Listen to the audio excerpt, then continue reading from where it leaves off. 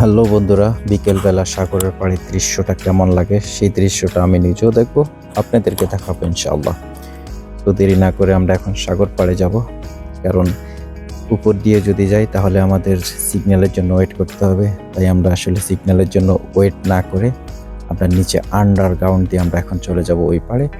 দেখতে পাচ্ছেন আন্ডারগ্রাউন্ড কত সুন্দর করে এখানে বানানো হয়েছে, একদম ক্লিন, খুবই পরিষ্কার, কোনো রকম ময়লা আবর্জনা এখানে নেই, একদম ক্লিন। তো আমরা এখন আন্ডারগ্রাউন্ড পার হয়ে সিঁড়ি দিয়ে আবার সিঁড়ি বেয়ে বেয়ে উপরে উঠতেছি সাগর পাড়ে যাওয়ার জন্য।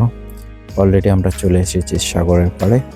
এখানে খুবই সুন্দর, বিকেলবেলা আসলে কিছুক্ষণ পরে যেহেতু সন্ধ্যা হয়ে যাবে, তাই আসলে এখানে এই দৃশ্যটা খুবই অসাধারণ, খুবই ভালো লাগে। আর পাখিগুলি অতিথি পাখি, এই পাখিগুলি মূলত শীতকালেই কিন্তু দেখা যায়, শীত ছাড়া অন্য কোনো সময় এই পাখিগুলি দেখা যায় না। মানে খুবই ভালো লাগে বিকেলবেলা এখানে আসার পরে।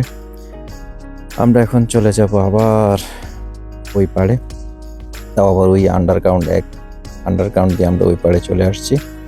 দেখতে পাচ্ছেন, হ্যাঁ, এখানে সব দেশের টুরিস্ট সব এখানে আসলে ভিড় করে। ওল্ড বালেদিয়া স্টেট, অনেক বড় করে গেট লাগানো হয়েছে, ওল্ড বালেদিয়া স্টেট। এখানে আসলে বিকেলবেলা সকালবেলা সব সময় আসলে সব টুরিস্ট এখানে আসে, এই জায়গাটা দেখে খুবই ভালো লাগে। হ্যাঁ, দেখতে পাচ্ছেন খুবই মনোরম পরিবেশ, অসাধারণ সুন্দর।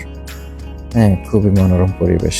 তো দেখতে পাচ্ছেন খুবই সুন্দর একটা দৃশ্য, খুবই সুন্দর একটা দেশ, খুবই সুন্দর একটা জায়গা। রাস্তার দিকে তাকালে বোঝা যায় কতটা পরিষ্কার, কতটা সুন্দর একটা মসজিদ। মাশাআল্লাহ, অসাধারণ মসজিদ। দেখতে পাচ্ছেন আসলে মসজিদটা বাইরে যেরকম, ভিতরে আরো অনেক সুন্দর। তো একদিন দেখাবো।